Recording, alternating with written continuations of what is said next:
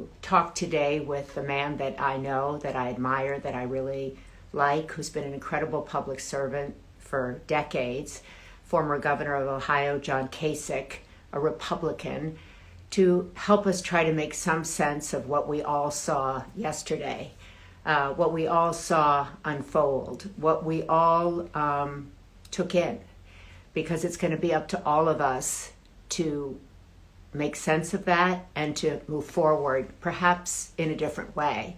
I think, not perhaps, I should rearrange that. I think for sure in a different way. So it was a very sobering day for me. I grew up in Washington. I grew up with a family in public service. To see the Capitol desecrated that way, to see what unfolded was stunning. And it's really been a soul-searching day yesterday, last night, and this morning. And how do we all use our voices moving forward? How do we use our voices in a positive way, in a responsible way, in a way to inform and inspire as opposed to incite? So I wanted to, I'm going to try to find John here. Oh, it says connecting. There we are. Finally, Oh this is, let me tell you, holding Maria Shriver up is like a nightmare. I'm sorry, Maria. I don't know what was going on here, but we kept making a request to come on, and somebody was probably hacking me. I don't know. Good morning. I've been listening to you, and Maria, you know, you and I have talked about this. In fact, you plugged that latest book I had, It's Up to Us, where I say that what we need to do is we need to be in a position of where we are becoming centers of, and you've written about this yourself in some of the books you've written, we need to become centers of integrity where we live. We need to make sure we drive change inside of our neighborhoods, because right now we're so divided. I think we need to find a common problem, whether it's the food bank doesn't have enough food, whether we need to do something for the environment, whether it's something for women who have been in this, you know, have been forced into the sex trade business, and what we do to help rehabilitate them once they're rescued, whether it's mentoring children. If we can get people focusing on something that we all agree is a problem where we live, then ideology becomes less important. We don't care about what party you're in or who did you vote for. And that helps to bring us together and cleave us together, you know, as opposed to where we are today.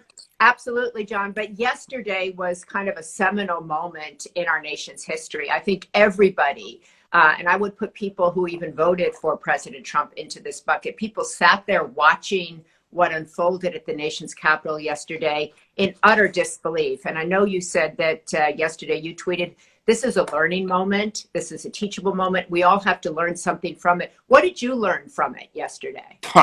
Well, Maria, at one point last night, in talking to one of my former colleagues, Susan Molinari, and her husband, and in another time, I started to cry looking at the pictures. You know, I worked in that building for 18 years. Yeah. It's a special place for America. And these are things I've been, look, remember, 5 years ago, and I don't want to be an I told you so, but 5 years ago, I didn't go to the convention in my own state and never endorsed this guy. And I had the inklings that this was going to happen. What I learned from this is when we see something that we don't like, if it makes us uncomfortable to take a stand against it, take a stand against it. Don't be afraid of being uncomfortable. And you know what I believe is that there were enablers that allowed this guy to get away with these things for the last 4 years. Yeah. I couldn't believe that no one stood up. We got to stand up when we see injustice. But there's so many people in your party, and you know, I'm not saying it's just Republicans, because I think we all have an issue here. I think this is a soul-searching moment for all of us. But so many Republicans enabled what happened yesterday. And what should be the repercussions for them? What should happen for them? We see some people resigning this morning, last night. President Trump has said this morning that he commits to an orderly transfer of power, even though he disagrees with the outcome. And he said, quote, "The facts bear me out." Social media, Mark Zuckerberg came out this morning and said they're going to suspend his account indefinitely through the inauguration. What should happen to those who, were responsible in large part for yesterday? What should our takeaway on all of this be? Well, I think what you're concerned about, and I'm concerned about, Maria, is there may not be any consequence. That you got to start with the fact that the country's so divided. I guess there's some people beginning to make excuses and saying, oh, well, these were really not Trump people that were there. They were some other group of people, who caused this. I think at the top, we've got to bring a healing to a degree that we're all Americans. And while we may debate, ideas and all that, and that's encouraging to do, we've got to get off this personal stuff. And then for those that want to, seek higher office, Maria, we just should just dismiss them and find those. I mean, that's what the Republican Party needs to do going forward. I mean, there's so much stuff the Republican Party needs to do going forward.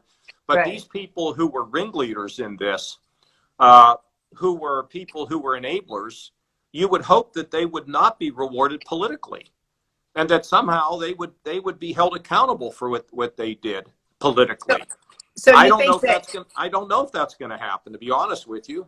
So there are certainly people who can be held accountable politically. What do you think the role, if any, should be of the media, should be of all of us who use our platforms on social media? How should we, what should be our takeaway? How should we adjust our voices in the wake of this?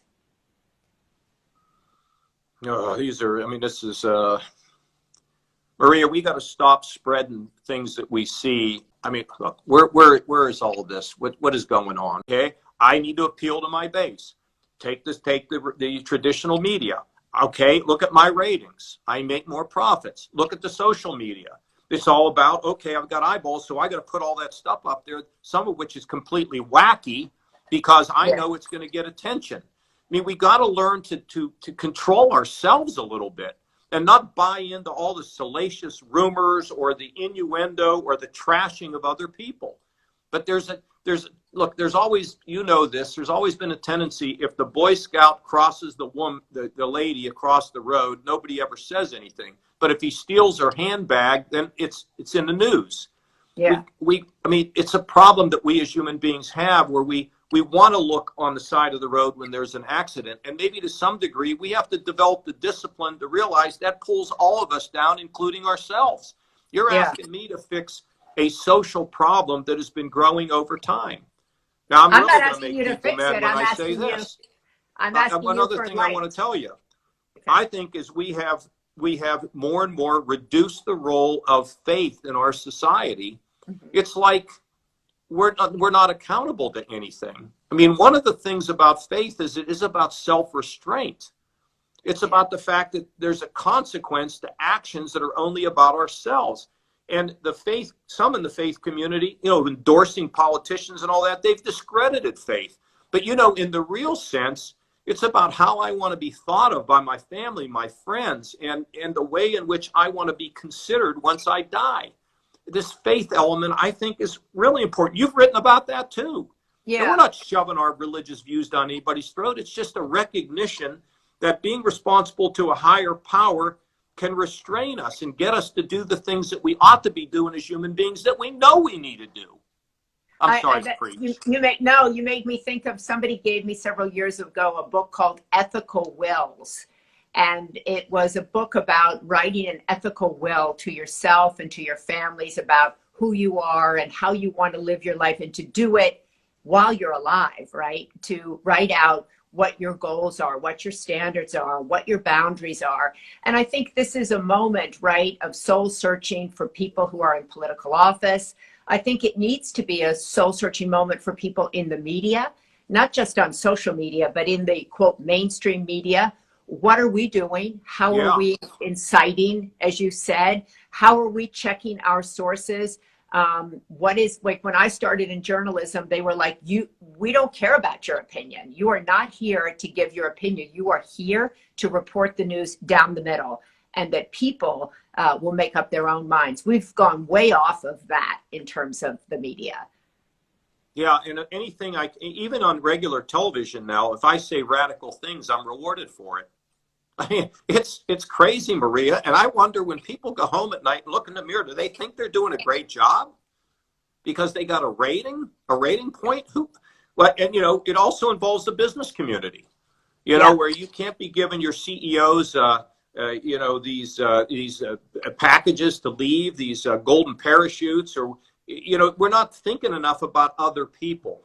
We're just not. We're not doing that. So how do we get that back? And this didn't happen yesterday. This has been happening over time. Right. I mean, I've felt it, and I don't want to be a preacher because I'm a hypocrite too. And there's things I do that I'm not proud of myself about. But at least we need to stop and think about. You just said it. I love what you said about that will. How do I want to be viewed? Some of the greatest things that happen are when my daughters. I took a lot of heat, and I also said a prayer last night that this wouldn't be about me, but I have to tell you, my daughter said to me last night, "Daddy, you stood up for a long time and you took grief. I'm proud of you." Now, what you can't pay me enough money to have my kids say that. So wow. I'm just saying that for all of us, we all matter. We're all important wherever we are. If we're at the bank and a little old lady comes in and she's fumbling around with her accounts, help her. That used to be why people, went into politics, right? To make people feel seen, to make people feel valued, to make people feel understood, to fight for people, regardless of what their political affiliation is. And I think certainly President-elect Biden yesterday, the way he came out in a very calm and measured way, the way he said, we're better than this. This is not who we are. Yes. We will move forward. That's the kind of thing that as a parent, you want to say that at your kitchen table, right? This is not who we are. And we all fall down. We all do things that we're not proud of. We all make mistakes. But we have to kind of step back and go, okay, well, who are we? Who do we want to be? And, I thought that was really helpful. He was very measured. He was very calm. And he's certainly somebody who can work across the aisle. And a friend of mine who's a Republican yesterday said, there is the Trump party, there is the Republican party, there are the Democratic Party. So what do the Republicans like you or Mitt Romney, all of these Republicans who are called rhinos, right? What do you need to do to bring the Republican Party back to its roots, to make it stand for something that doesn't incite, that isn't... Maria, I've and maybe before we finish this, you ought to talk about Sergeant Shriver and what he did to dedicate his life. Or how about Special Olympics and think about Special Olympics. God, that's just incredible stuff. For me, I get to work and speak out on CNN. Nobody tells me what to say. They give me plenty of time, and so I'm going to do my best there. But I find that there may be an opening for me to talk to young Republicans because they want a change. They want something to be done on the environment. They want something to be done involving police and community. They want something to be done on the wealth gap. I mean, these are young people who they can have a fresh start because the Republican Party is not going to attract these young people with just brand and anger and being again. So I've told a couple of my friends that if there's an appropriate time for me to talk to some of the young Republicans about the way that I think things ought to be done. And look, Maria, Ohio's sort of changed because there's not a Democratic Party here, but at the time when I was running, particularly when I ran for re-election, I carried almost every county in the state. And why was that? I was concerned about the environment. I was in a position, I said, if you're going to cut taxes for people on the top, you got to create the earned income tax credit for people who are making less money.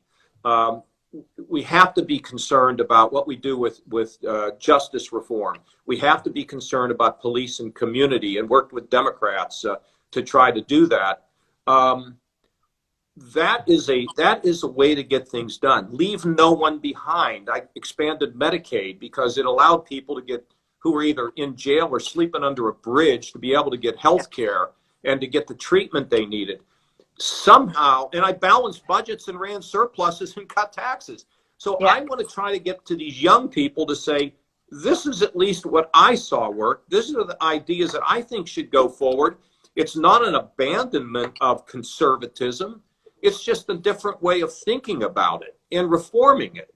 So going to some Republican Party event right now, I don't think they'd let me in the door even if I wanted to make a financial contribution. But that'll change. You know, the winds of change. I Yeah, think you know that great song "When the Wall Fell Down," and I'm going to do my best to put ideas out there, and I've said enough. Well, I think that's beautiful. I think this is such a individual moment and also simultaneously a collective moment. And you're going to use your voice on CNN, but you're going to use your voice locally. You use your voice in your own home, right? And you use your voice to talk about. There's a lot of people who are Republicans who are like you, right? Who want to have the party that they signed up for 20 years ago, 30 years ago, stand for something that they can be proud of. There are Democrats like that. I'm an independent. I think, you know, the kind of common ground has to be our way forward. That's what also President-elect Biden talked about yesterday, common ground, common problems, common solutions. Who are we in our hearts, in our souls, right? What kind of families are we raising up? Do we care for people as they age, right? Do we care for people when they're young? Who are we at our basic core? Maybe that's what will come out of yesterday. Maybe we'll all think about how we're behaving on social media. Maybe mainstream media will take a step back and look at their own role in this. Maybe each political party, instead of pointing the finger at the other, might look within, because it always has to happen when you look within, right? Maria, I think that the regular traditional media they need to come together and figure out the rules of the road. They need to figure out what goes and what doesn't go, and think about our country. Would you just say a word about how Special Olympics started? Because this kind of gets to the point I'm trying to make, which is, you know, what do they say? Act locally, think globally. Yes. You know, I don't want us to escape the idea that where we, you know, look, who would we miss more if they went on vacation? The Secretary of State or our trash man? So, you know, that's right. All about Special Olympics, one woman's idea, right? Would you say a word about it, please? Well, that's how we actually met, because you were a friend of Mummy's. And Mummy started Special Olympics in our backyard, and it came out of her desire, or out of what she witnessed, that her sister, who was intellectually disabled, had nowhere to play. There was no camp for her. So she saw her own mother struggle to find a community for their daughter. So she started one in her backyard and grew it person by person. And she grew it on the basis of volunteerism. As she always told me, this would not survive, this could not grow unless people volunteered. And that was really, and is still, the strength, the foundation of Special Olympics. No one was ever asked what their political party was or is. And it spread all over the world because people want to help out. They want to make a difference. They want to be seen, whether they're a volunteer, right? Whether they're a coach, whether they're a parent, a sibling. And it's really a microcosm of what we could all be. We could all just step up. I don't think I ever met anybody, and my mother made me go to every Special Olympics event in every state in the country, and pretty much in, I don't know how many countries or every state, you know, around the world. I never asked anybody what their political party was. And both of my parents filled our home with Republicans, with Democrats, never asking, you know, their political party, but who they were. What did they want to do with their voice? Why were they in office? Why were they at Special Olympics? That was always the question. What do you want to do? You know, it's like Mary Oliver's question. What do you want to do with your one wild and precious life? That's really the question I think we should all be asking ourselves today. Exactly. What do we want to do with our one wild and precious life? What do we want to do with our one voice. And you know, how do we want to be remembered, as you said? And I think that this is a moment, I'm hopeful that yesterday was so stunning, so disappointing, so upsetting, that we all take a step back, and Yeah. that you have a big Well, platform on CNN. it's, you know, Maria, you know, we talk about this Greta Thunberg, right, and what she's done. I mean, here's a girl with, you know, with some challenges who was willing to shake everything and just stood outside of the parliament with a sign that said, "Care about my earth." And she was just a young girl, just holding up a sign, and she created a global reform movement. That, I mean, it's, so I'm just trying to say that instead of worrying about what this politician's going to do, we should keep it in mind what they've done. Instead of just, you know, I don't have straight party. Well, it's clear I don't have straight party line votes. I spoke at the Democratic convention. Yeah. When people try to argue, if they argue so much that they're not going to listen, I just don't argue with them, because Yeah. there's no point. If That's there's somebody that says, okay, I have this point of view, you know, as my wife says to me, you don't have to win every argument, John. That's my resolution for 2021. I've Me already too. failed on it, Maria. But Yeah. if we can have peace, it will spread up to where these politicians are. I mean, I believe it. And I think it is a wake-up call yesterday. Let's see if it lasts, because these things have a tendency to be here today, and then they're gone tomorrow. Well, I think if we all keep coming back to ourselves, keep coming back to our own voices and our own responsibility, maybe it will last. And maybe we'll have an example in Washington that we can emulate, that we can look to. I grew up at a time when things were, where there was social unrest. You looked to the president. You looked to the first lady. You to the looked leaders, to people in office to lead you forward, to show you how to talk, how to behave. You looked there. Now perhaps we need to look to ourselves. How should I be speaking today? What should my tone be?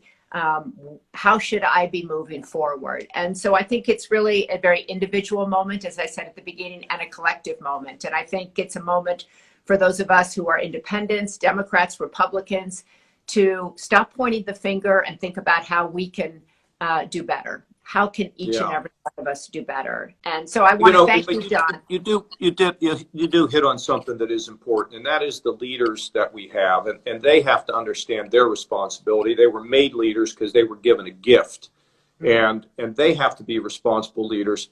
You know, there's nothing wrong with somebody watching this to walk in and say to their boss, you know, I'd like a little, you know, something constructive, like, could you just be, you know, a little bit more aware of this or that? I remember it's about 19 or 20 years old, and I was working in a job, and the people didn't like the boss. I remember I walked into his office and I said, sir, in the morning when you come in, if you would just walk around for 10 minutes and just say hi to people, it would change everything around here.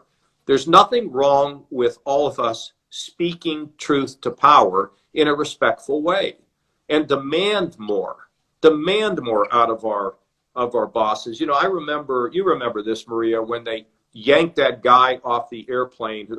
He was not doing anything really wrong, but they pulled him off like a rag doll, and everybody stood there and they were aghast. And I wondered to people who were at the ticket counter, why didn't they say, what you're doing is wrong?